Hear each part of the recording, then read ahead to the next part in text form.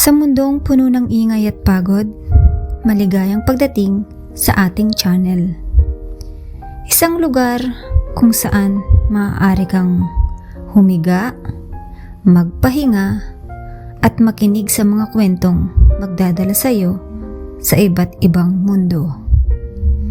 Pwede mo itong pakinggan kahit nasaan ka, habang naglalakad, nagpapahinga, o bago matulog. Pumikit, makinig, at hayaan ang bawat kwento ang magdadala sa iyo sa katahimikan. At ito ang ating kwento.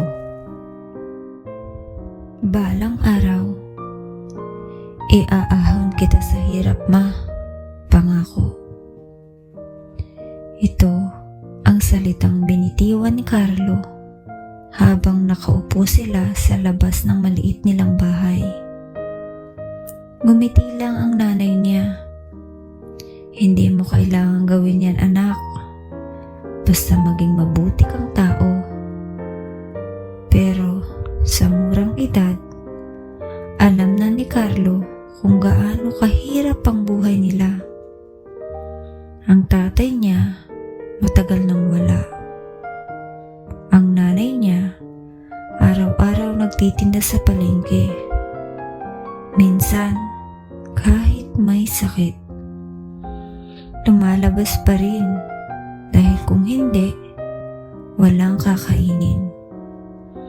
Kaya, nangako si Carlo sa sarili niya. Hindi siya habang buhay magiging ganito. Mag-aaral siya, magpapakapagod, at babawi siya sa nanay niya. Lumipas ang mga taon. Naging working student si Carlo. Sa umaga, nagtatrabaho. Sa gabi, nag-aaral. Pagod, gutom, pero tuloy pa rin. Tuwing uuwi siya, laging may tanong ang nanay niya. Kumain ka na ba, anak? At kahit hindi pa, ngumingiti lang siya. Oo, ma. Dahil alam niya, kung sasabihin niyang hindi, ibibigay pa ng nanay niya ang huling pagkain nito. At ayaw niyang mangyari yun. Isang gabi, habang nag-aaral siya, biglang may nag-message na kapitbahay nila. Carlo, umuwi ka muna. Nahihilo ang nanay mo. Kinabahan siya. Agad siyang umuwi. Pagdating niya, nakita niya ang nanay niyang nakahiga. Maputla, mahina. Ma, okay ka lang ba? Ngumiti pa rin ito. Pagod lang ako, anak. Pero ramdam ni Carlo, hindi lang pagod yun.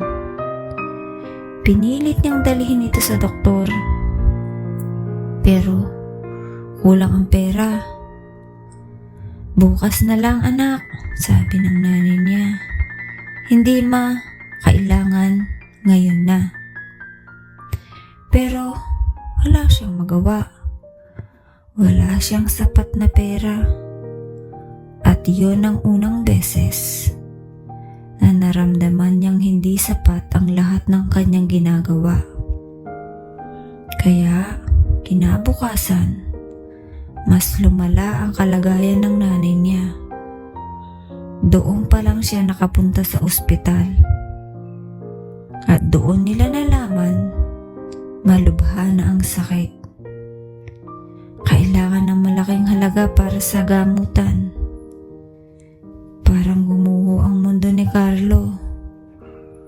Dok, gagawin ko po ang lahat. Lumabas siya sa ospital at doon siya umiyak. Tahimik, mag-isa. Pangako ko to, ma. Hindi kita pababayaan.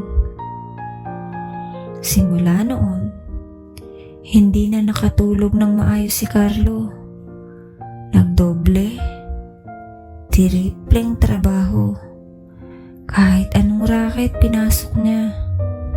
Pagod na siya. Pero hindi siya tumigil. Dahil bawat segundo, pakiramdam niya nauubos ang oras. Minsan, habang nagtatrabaho siya, may tumawag. "Anak, kumain ka na ba?" Mahina na ang boses ng nanay niya. At sa bawat tawag, mas nasasaktan siya. "Ma, konting tiis na lang. Magiging okay din ang lahat." Pero sa totoo lang, hindi na siya sigurado. Lumipas ang mga buwan. Unti-unting lumalala ang sitwasyon. Hanggang isang gabi, tinawagan siya ng ospital. "Sir, kailangan niya na pong pumunta." Nanlambot ang tuhod niya. Alam na niya, pero umaasa pa rin siya. Pagdating niya, nakita niya ang nanay niya, mas mahina na. Halos hindi na makagalaw. Lumapit siya. Hinawakan ng kamay nito. "Ma, nandito na ako." Dahan-dahang nagmulat ng mata ang nanay niya. Ngumiti. "Carlo, pasensya ka na, Ma. Hindi pa kita napapagaling."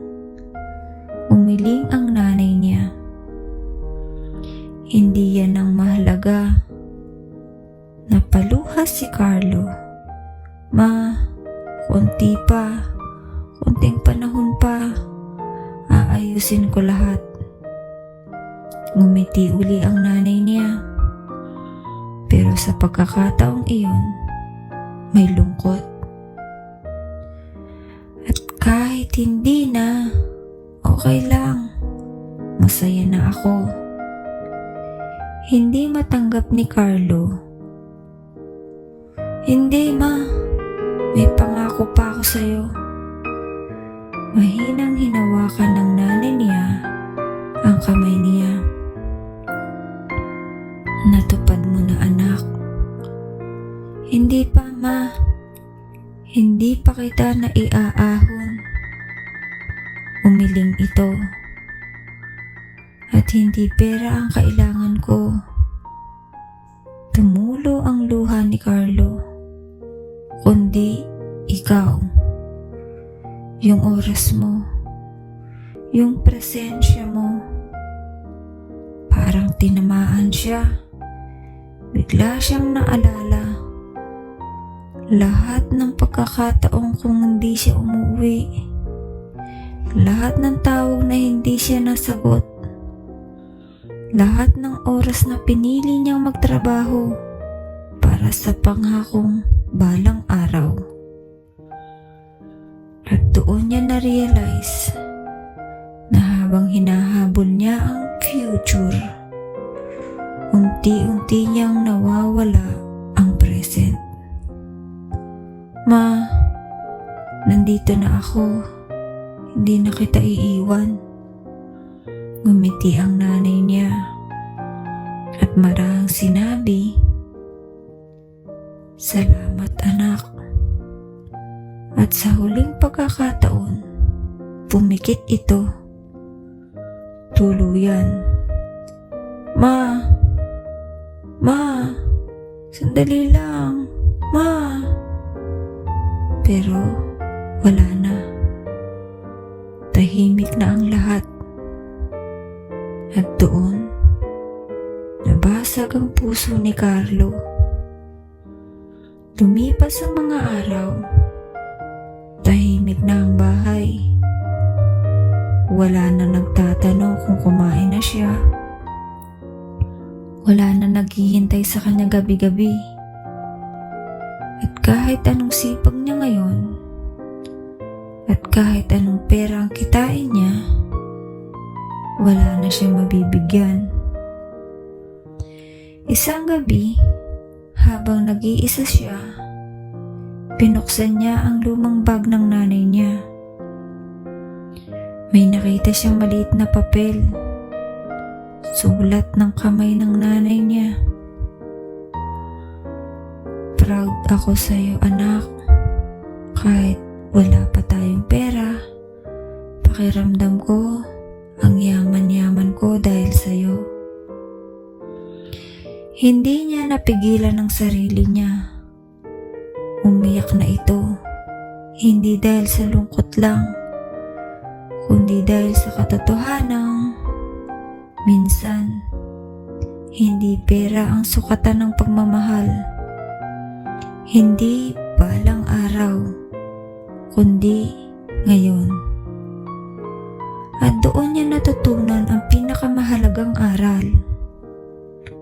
Habang hinahabol mo ang pangarap mo, huwag mong kalimutan ang mga taong dahilan kung bakit ka nangarap.